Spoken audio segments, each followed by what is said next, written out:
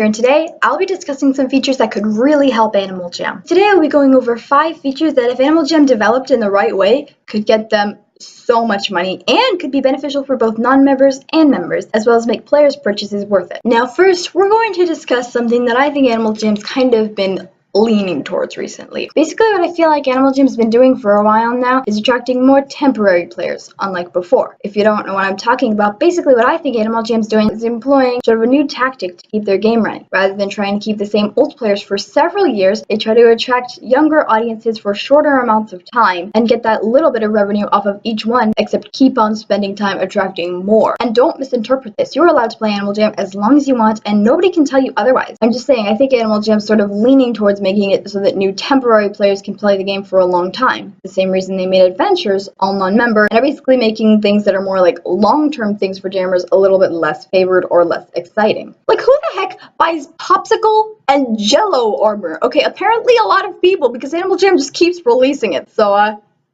I'm not complaining. But yeah, that's not to throw shade at AGHQ or anything. I just think they're kind of taking a new path because they're realizing a lot of kids are moving on quicker now and people aren't going to be playing their game as much as YouTubers are quitting. I wouldn't freak out because that doesn't mean Animal Jam's going to shut down. They're just employing a new tactic that will probably work better than their old one. Like, most of the people who used to be trading 24/7 and always play the Forgotten Desert are most of the same people who are always complaining that the community is like dead or toxic and are all like quitting and everything. So yeah, I think Animal Jam's really employing sort of a new technique where they employ more temporary players for a short amount of time and get that little bit of revenue off them, but they're getting so many of them that they keep going. So I'm going to stop rambling on about this and just get into the features. My first idea is to develop the messages in a bottle. We all remember these messages. They were so much hype during the time that they existed. I mean, people loved them so much. People adored these messages in a bottle, and people were so excited to log on to Animal Jam every day just to check for these messages. Animal Jam has confirmed in the past that they're going to do sort of a new kind of series of this and everything like that, except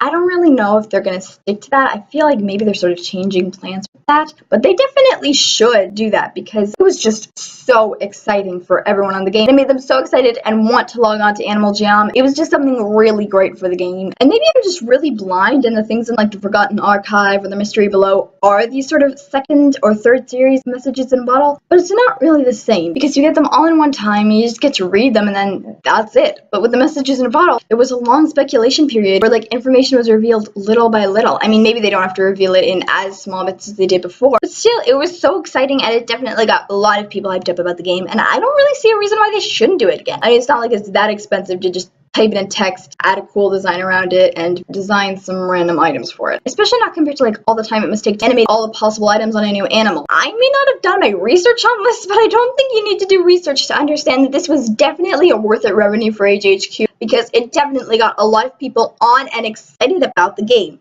Sure, this was partly because Drillin' 2 is making conspiracies like 24/7, but still, it was really, really exciting. And I mean, who says we can't bring the conspiracy era back?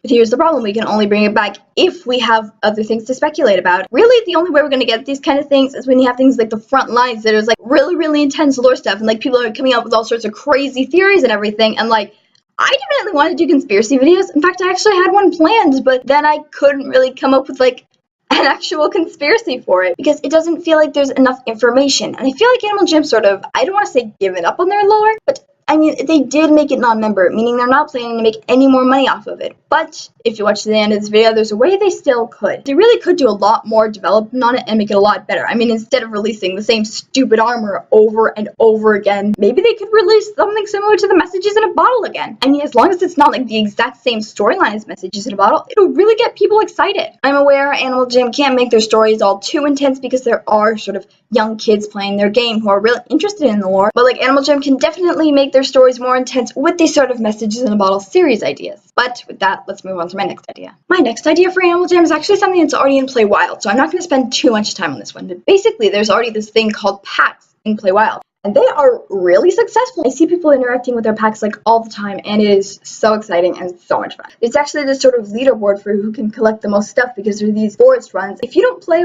Wild, you're probably totally lost. But basically, you get to like collect these cool things on forest runs. Animal Jam changes it every month to keep people excited and keep people on the game. And since they keep on investing money into it, that's a sign that it is bringing them a lot of money. And I don't see any reason why they can't do the same thing with Animal Jam. And I mean, when successful features are in one game, they're usually sort of of transfer to the other game. So unlike the other features on this list, this one actually has a decent probability of being added to the game. I mean, the rest of my sort of feature development ideas probably won't get added to the game. Even if they are ideas that would really benefit the game, they're probably not going to be added. And as for how this one will benefit members and non-members, I have an idea that actually might be better than the way they did it in Play Wild. In Play Wild, you have to be a member to have a pack. In my reimagining of things, what if they're sort of like older pack runs that they sort of return to the game, like they add a new one each month? What if they keep the old ones in the game as well? They can sort of add numerous pack runs and just give the non-members sort of the older, not cooler ones. I don't even know, I don't know how they could do this, but they could definitely make it beneficial for both members and non-members. So on to my next idea, which is sort of series, which is very, very vague when I say it, but basically I'm thinking more like promo items and promo pets and everything that's really, really cool, and basically just make cool stuff. I don't really know how to express this, but basically just make things that are part of like a series. Like I was very tempted to get the first Animal Jam boxes for the sole reason that there was a charm bracelet and like there were numerous charms. Like I'm 13, and you know how tempted I was? I was pretty tempted to get that box. I didn't, but I was very tempted to. I mean, adopted pets are really successful, partially because they're a lot like LPS, but also because in-game benefits for them. And you get to get this like mega cool sword and like training mat and these actually really cool lore items if you get enough of them. Not to mention you get some rare pets. So making something that's part of sort of a series of things definitely benefits Animal Jam because they can get money over and over again for it, and children will still be so happy and so satisfied, yet they'll still want more. And obviously there's a limit to how much these parents will spend on like pixelated items and little LPS thingies, but still it'll definitely get Animal Jam a lot of money if they continue to develop upon this idea. I mean, when I found out there were cool alpha items as rewards for getting the adopted pets, do you know how many I bought?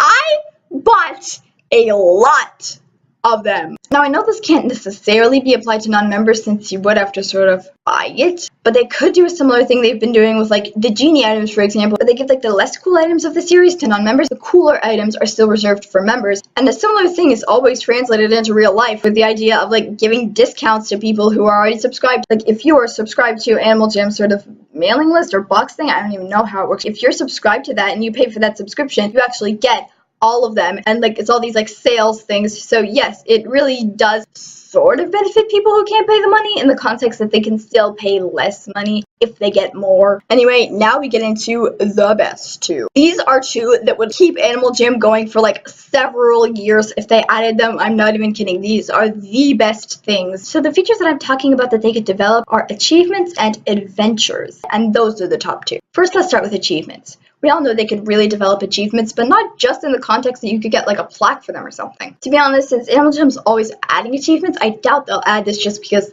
they're Animal Jam. But achievements could extend so much farther than just mini games. I mean, think about it. You have like all of these achievements for mini games, and yeah, they should continue adding them for mini games, but they could go so much further than that. I mean, there's this like one section for things that you can just do around Ma that aren't even mini game related, but other than that, it's all for mini games. So what could they do to change this? They could develop so much on this. There could be one for like play so-and-so adventure 5 times, play so-and-so adventure 1 time, play this adventure with a certain item, get all the different prizes from this adventure. They could develop on it so much, and not just with adventures, but they could develop on it with like items even. They could be like get all the items of the ice armor set, which they probably won't do, but you know what I'm saying, things like that. And on top of that, it would really motivate non-members, because it's not like a non-member would be able to get all the achievements, but they could at least get part way. Like for example, there could be like a section on achievements for like getting sets, and you could get like all these different store-bought sets. Only some of them have member pieces, and it would really just encourage non-members to get membership, because one of the biggest parts of Animal Jam's revenue for a while has been trading, but they could really extend that to other aspects of the game like adventures and achievements. Adventures are so underrated. They're like the best part of the game, but Animal Jam could develop on them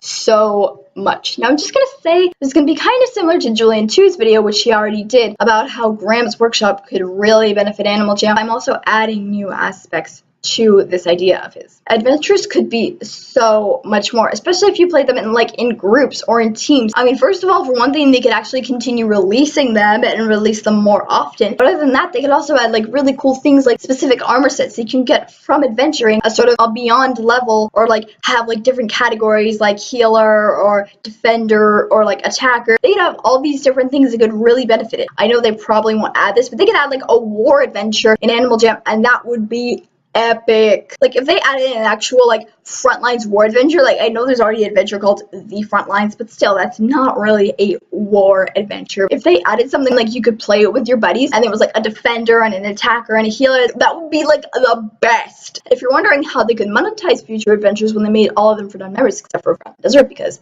yeah, what I think they could do is just sort of start releasing adventures and start releasing other things like the messages in a bottle that are related to the lore, but that every jammer can access, and sort of make adventures, some of which are members only. And like eventually, after like all the hype has died down and these adventures are no longer exciting or anything, just give them to non-members. I mean, obviously I wouldn't say to the jammers that they're doing this and that eventually non-members would get it, but still it would really just make the game better. And I mean, I know I haven't really been developing on this one very much, or it's been kind of hard to explain, but if you really think about these features, they could add so much to the game. So yeah, with that, don't forget to like, comment, and subscribe. Stay close and been fantastic, and I'll see you all next time.